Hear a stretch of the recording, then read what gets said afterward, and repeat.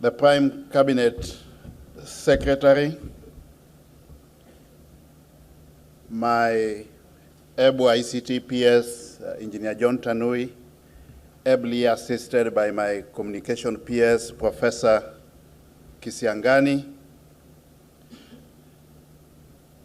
the Governor of Elgeyo Marakwet, who is also the ICT Chair of the Council of Governors, legislators present led by my friend KJ Kiare, who is the Chair of the ICT Committee of the National Assembly, and of course the Vice Chair of the ICT Committee of the Senate, the CEOs and captains of industry present here today,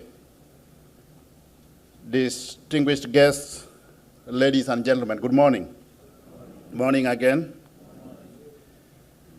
It is indeed my pleasure this morning to be with you here for this very, very important forum, which is now on its 12th edition. May I start by sincerely thanking the Prime Cabinet Secretary for getting time out of his very, very busy schedule to be with us this morning. In the same vein, I want to appreciate everyone who has elected to participate in this forum, either physically or virtually. And to all of you, I've got no hesitation in stating that as an ICT ministry, we owe you a great debt of gratitude. I also want to thank the ICT Authority for making all the requisite preparations to make this forum a success. And last but not least, may I singularly appreciate the support and cooperation from our partners in the industry and also our donors towards this particular event that has facilitated successful preparations towards this forum. To all of you, thank you very much. If you ask me, against the background of what has been stated by previous speakers, that quite a number of initiatives have come out of this forum. And just to mention but a few, the e-Citizen platform was a product of discussions at this forum. The Oduma Centers is a product of discussions or resolutions emanating from this forum.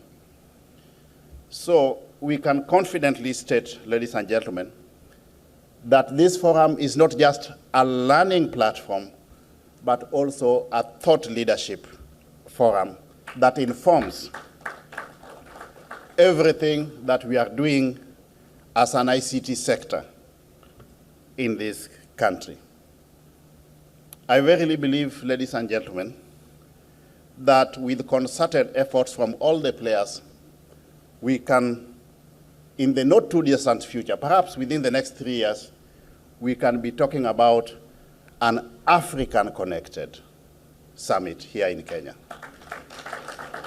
And in the next 5 years, we can confidently be talking about hosting a global connected summit here in Kenya. And the opportunities emanating from that, ladies and gentlemen, will be enormous. The theme of this summit is endless opportunities, the digital economy, endless opportunities, shaping our future. This theme, ladies and gentlemen, is very, very much in tandem with what the policy framework of the Kenya Kwanza government is. It is an opportunity or a forum through which we can take stock of what we have done as ICT sector players in this country. We can recognize the fundamental milestones that we have realized. We can discern the challenges that we have faced and the strategic issues emanating from those challenges that we need to address moving forward. We can look at the gaps and the corresponding interventions that we need to undertake to close those gaps. We can look at the lessons that we have learned in the course of implementing past resolutions of this forum, and how those lessons can inform what we need to do moving forward, ladies and gentlemen.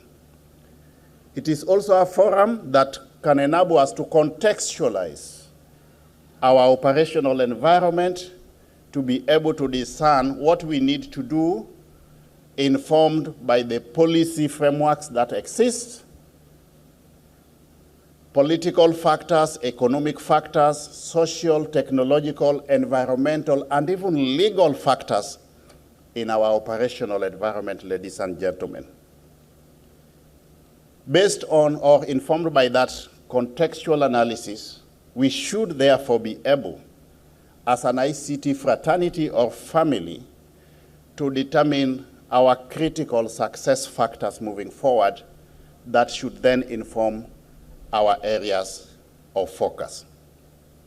As government, based on policy postulation that is espoused in our Kenya Kwanza plan, of course, spearheaded by none other than His Excellency the President and ably assisted by the Deputy President and the Prime Cabinet Secretary.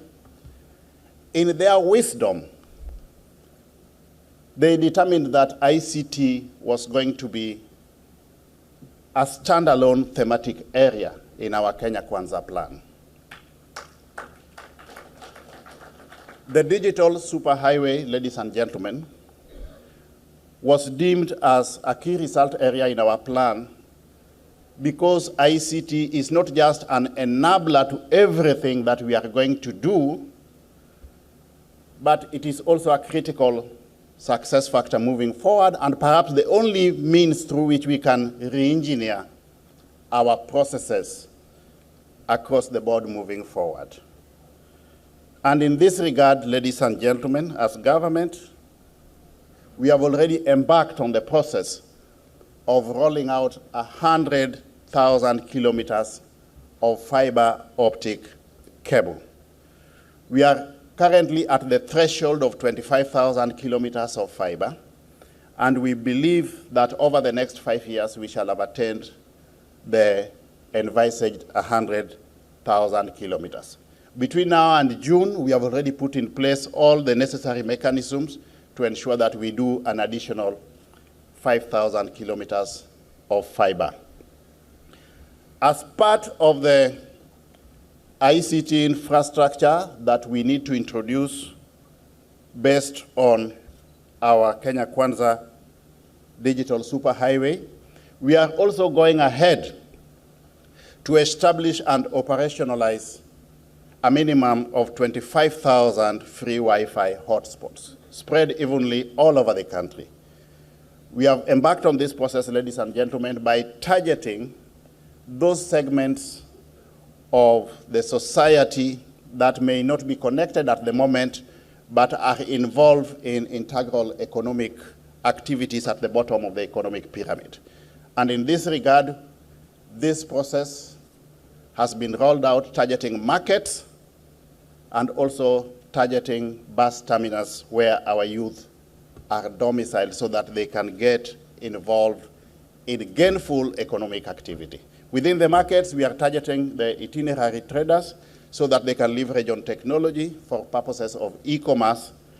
But within the bus terminal, we are targeting the youth who hitherto were not involved in gainful employment but can leverage on technology to exploit their skills and capabilities. We are going a step further also, ladies and gentlemen, to establish a minimum of 1,450 ICT hubs in the villages, domiciled at the level of the ward, which is our lowest administrative unit. Similarly, to facilitate optimal uptake of the ICT infrastructure that we are introducing in the operational environment, we are embarking on a major digital skills program. You are aware that we have been rolling out the Hajira program. We have now introduced the Jitume program. The purpose of this, ladies and gentlemen, is to ensure that Kenyans, a critical mass of Kenyans, will have the requisite digital skills to facilitate optimal uptake of the ICT infrastructure that we are introducing in the marketplace. While doing this, I must recognize from the onset that the input of the private sector is imperative. For example, when it comes to the 100,000 kilometers of fiber, our proposition as government is that we will do just 52% or 52,000 kilometers, while we leave the rest to the private, 48% to the private sector. We have already had meetings to discuss and agree on who plays or rolls out what component of that fiber, and come out of those meetings with resolutions as to the responsibility centers for rolling out the fiber, the timelines, the targets, and all that appertains to it. So I can state without fear of contradiction, ladies and gentlemen, that as government and working in partnership with the private sector, we will ensure that all those parts of the country that hitherto were not adequately enabled by way of ICT infrastructure will get enabled. Now, the question that we need to ask ourselves, ladies and gentlemen, is if with that level of ICT infrastructure in place, plus corresponding levels of digital skills, do we really still need manual processes? And the answer is a clear no. And that is why, as government, we have gone ahead to embark on the process of digitizing government records while at the same time digitalizing government services. We have reached out to the county governments, and just last week we had got a meeting with the ICT committee of the Council of Governors and also all the CECs responsible for the functional mandate of ICT at the counties, so that correspondingly the counties also do what we are doing at the national government level by way of digitizing records and also digitalizing services. As we speak, the e-citizen platform that hitherto was in the hands of the private sector is now a full-fledged government facility. When we took it over 2 months ago, ladies and gentlemen, we only had 350 services aboard that technological platform. As at today, we have attained the threshold of 4,200 government services aboard the e-citizen platform, ladies and gentlemen. So, Your Excellency, for purposes of comfort, I want to state that the proposition that has been espoused in public by none other than His Excellency the President, that we will digitalize 5,000 government services by June 2023, is both realistic and attainable. If anything, we will surpass the target. We have already identified about 5,700 government services that can possibly be digitalized. So that is work in progress, and we will meet the target as required. The other area, ladies and gentlemen, where we have made significant strides is the area of e-commerce. With technological innovation, plus the corresponding levels of innovation and creativity, it is our proposition that we embark on e-commerce as opposed to the traditional way of doing business, and to anchor this on a sound framework. We have already developed the e-commerce strategy, and a policy document also is in place. We are going ahead to come up with a national addressing system that would facilitate e-commerce across all sectors of the Kenyan economy. We envisage that both the public and private sector will be able to leverage on that framework so that we move our businesses from manual processes to technological processes, starting with all the way across the entire value chain, starting with the source of raw materials up to the market, or by extension, the final consumer, if you want to call it. In terms of entrepreneurship, Your Excellency, as a ministry, of course, working with the private sector, we also believe that we can leverage on technology to introduce major initiatives within the Kenyan economy. As we speak, you are aware, which has just been presented by Safaricom, Bwana Njuguna of Safaricom, that we have partnered with the telecommunication companies to roll out the Hustler Fund, which is a major introduction in the market within our thematic area of the small and medium enterprises. That Hustler Fund is being rolled out while leveraging on technology, and also we are relying on technological platforms for purposes of repayment. If that's the case, then what we need to ask ourselves is whether or not the critical mass of Kenyans who are operating at the bottom of the economic pyramid have got access to smart-enabled phones. And the answer is that we need to do some work in that area. And as opposed to thinking of importing telephone handsets from China or Korea or anywhere else for that matter, we have deliberately reached out to the private sector, and we have now embarked on the process of local assembly of cheap but smart-enabled telephone phones. And based on feasibility studies that have been undertaken, ladies and gentlemen, we envisage that the phones will be available in the Kenyan market at a unit cost of $40 per unit. With all these interventions in place, ladies and gentlemen, we really need to think about also the level of exposure to cyber insecurity. We are aware that we have got a sound legal framework, including but not limited to the Computer Misuse and Cybercrimes Act. We also have the Data Protection Act in place.